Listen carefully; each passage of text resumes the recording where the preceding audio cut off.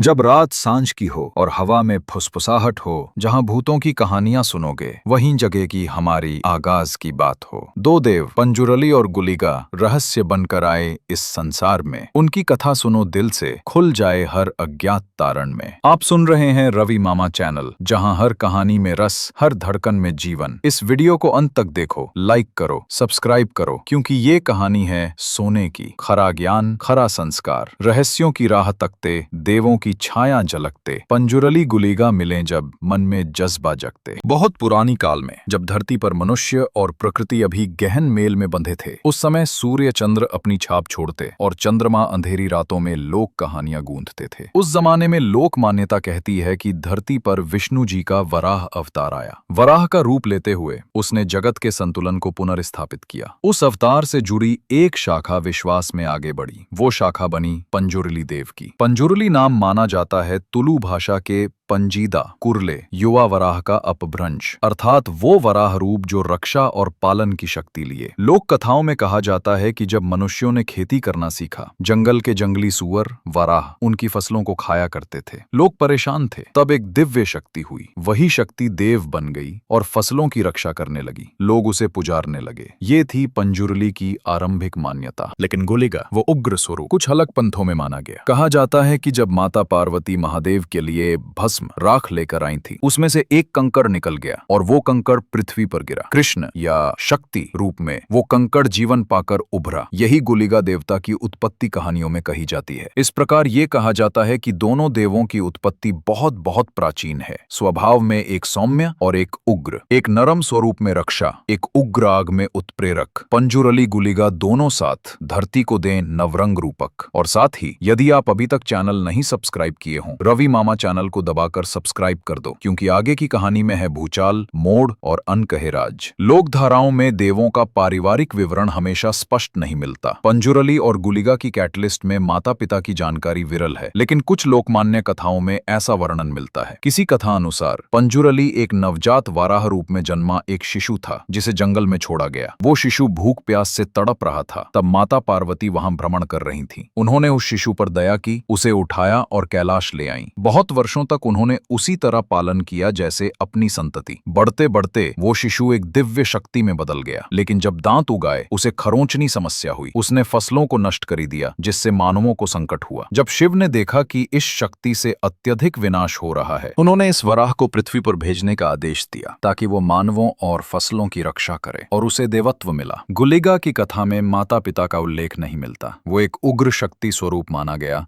जो कि पृथ्वी पर उत्पन्न हुई या शिवगणों का अंग मानी गई। कहानियों में गुलिगा को क्षेत्रपाल स्वरूप कहा गया है, अर्थात जो भूमि का रक्षक हो। इसलिए हमें ये मान लेना होगा, पंजुरली और गुलिगा की जन्म कहानी लोक विश्वास में अधिक मिथकात्मक है, न कि शास्त्रीय पौराणिक ग्रंथों द्वारा पुष्टि। माँ की ममता ने जगाया, दिव्यता का श्रृंगार भाया। पंजुरली गुलिगा बने रूप जिनका, धरती पर नए इतिहास लाया। और हाँ, अगर आप अभी तक लाइक नहीं किया है, वीडियो को लाइक कर देना। आप जी हाँ कहेंगे तो मुझे खुशी होगी। जब पंजुरली ने अपनी दिव्य शक्ति ग्रहण की और पृथ्वी पर आए, उनका मूल ध्येय था फसलों को बचाना, कृषकों की रक्षा करना और धरती को संतुलन देना। लेकिन तभी गुलिगा, उसकी अग्नि ऊर्जा रूपी शक्ति उभरी। कहा जाता है कि उसने कुछ समय पहले पृथ्वी पर उत्पीड़न किया, युद्ध किया, और पंजुरली और गुलिगा के बीच एक संघर्ष प्रारंभ हुआ। एक कथा कहती है कि जब गुलिगा अपनी उग्रता में अधिक सक्रिय हुआ, तो उसने धरती पर विकराल रूप धारण कर लिया। उसकी ऊर्जा बिगड़ी। उसने अनाज, फसलें, खेतों को क्षति पहुंचाई। किसानों की आहें उठी। तब पंजुरली ने अपने सौम्य भाव और नीति का विधान किया। युद्ध करने से पहले वार्ता। लेकिन गुलिगा को नियंत्रित करना आसान नहीं था। उनका संघर्ष बढ़ा। उसने आकाश धरती तक कंपन पैदा किया। लोक कथाओं में कहा गया कि युद्ध के बीच में माता दुर्गा प्रकट हुईं और बीच बचाव किया। दोनों देवों को आदेश दिया गया कि वे साथ रहें, विवाद न करें। तब से कहा जाता है कि पंजुरली और गुलिगा को एक साथ पूजा जाता है, एक सौम्य रूप और एक उग्र रूप, ताकि संतुलन बना रहे। इस संघर्ष रहित समन्वय को प्रतीक रूप में आज भी भूताकोला नामक नृत्य पूजा में दर्शाया जाता है, जहां लोग पंजुरली और गुलिगा के स्वभावों को नृत्य के माध्यम से एक करते हैं। अग्नि और शांति जब मिले हों,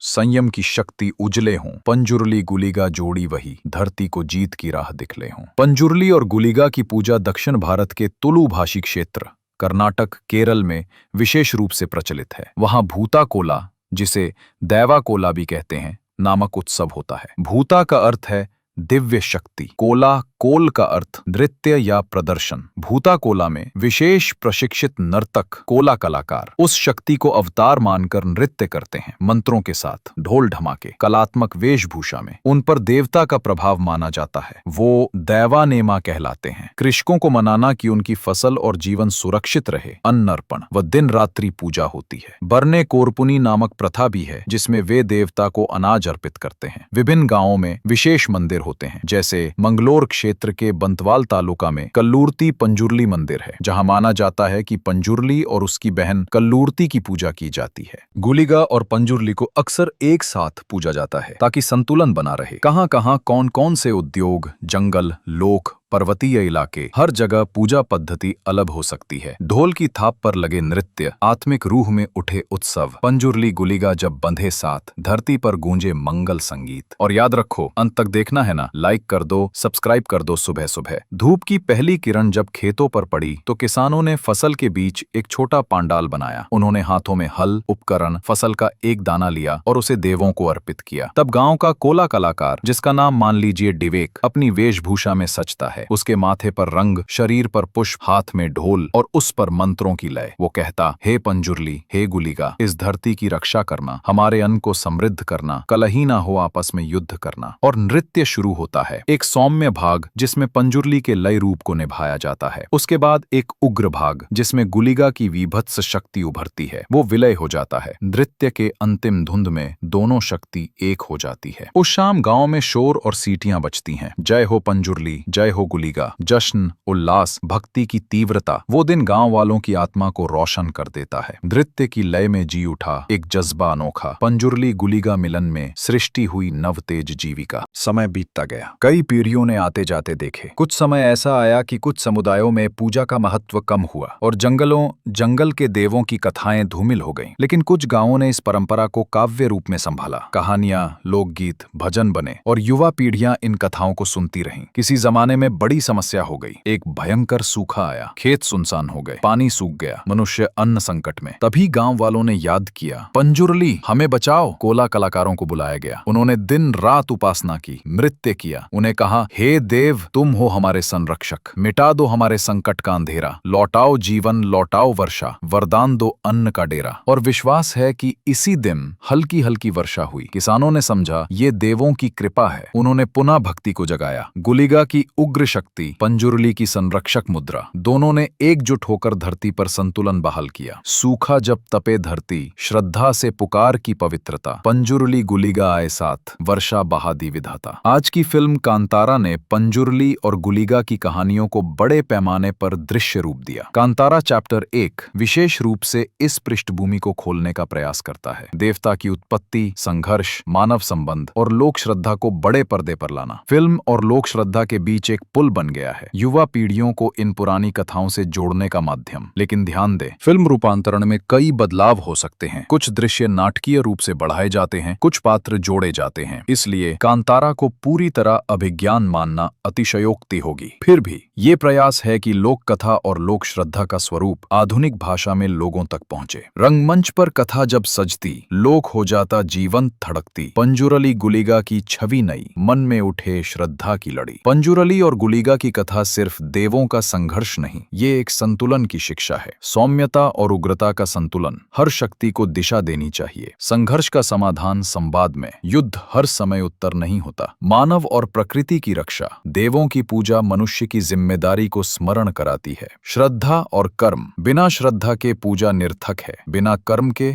श्रद्धा अधूरी है। यदि हम इन सीखों को अपने जीवन में उतारें, संतुलन, धैर्य, संयम, सम्मान, तभी हम खरा सोना बनेंगे। शक्ति हो यदि हाथों में, मृदु हो शब्दों में, बातों में, पंजुर्ली गुलिगा की शिक्षा यही, जीवन बने सार गर्भित राहों में। और हाँ, जो लोग अभी तक नहीं जुड़े हों, वीडियो को लाइक, शेयर और सब्सक्राइब कर दें, क्योंकि ज्ञान का प्रकाश बांटना सबसे बड़ा धर्म है। आइए कल्पना करें कि भविष्य में पंजुर्ली और गुलिगा की पूजा और भक्ति और नए रूप ले। कल्पना करो, एक दिन आभासी युग में बच्चे VR वर्चुअल रियलिटी ग्रास में कोला नृत्य करेंगे, बेहतर प्रकाश, ध्वनि, संगीत, लेकिन मूल संदेश वही, संतुलन, रक्षा, श्रद्धा। या एक दिन एक इंटरनेशनल स्पेक्ट्रम में पंजुर्ली और गुलिगा फेस्टिवल हो, जिसमें लोक नृत्य, कहानी, कला हो, लोगों को अपनी संस्कृति पर गर्व हो। लेकिन चाहे जितनी तकनीकी ऊंचाइयां हों, मूल कथा, मूल भावना और मूल संस्कार वही रहेंगे। भविष्य की गली हो अजीब छठी, फिर भी भाव वही हो, सुमन सी पवित्र। पंजुर्ली गुलिगा अनंत यात्रा की, आने वाला कल हो नई दिशा विचारित।